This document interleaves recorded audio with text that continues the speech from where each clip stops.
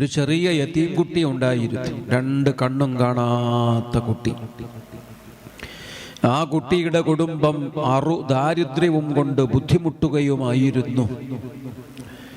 ആ കുട്ടിയുടെ പേര് മുഹമ്മദ് എന്നാണ്, ഉമ്മ ഫാത്തിമ എന്നാണ്. രണ്ട് കണ്ണും കാണാത്ത, കയ്യിൽ ഇത്തിരി പോലും പണം ഇല്ലാത്ത, ബാപ്പ ജീവിച്ചിരിപ്പില്ലാത്ത ഒരു കുട്ടിയുടെ അവസ്ഥ ആലോചിച്ചു നോക്കൂ. ആ കുട്ടിയുടെ അവസ്ഥ ചിന്തിച്ചപ്പോൾ ഉമ്മാന്റെ കണ്ണിൽ നിന്ന് കണ്ണുനീർ ഉരുണ്ടു ചാടുകയാണ്. ഫാത്തിമ എന്ന ആ ഉമ്മ ഒരു ദിവസം രാത്രിയിൽ ദുആ ചെയ്തു, അല്ലാഹ്,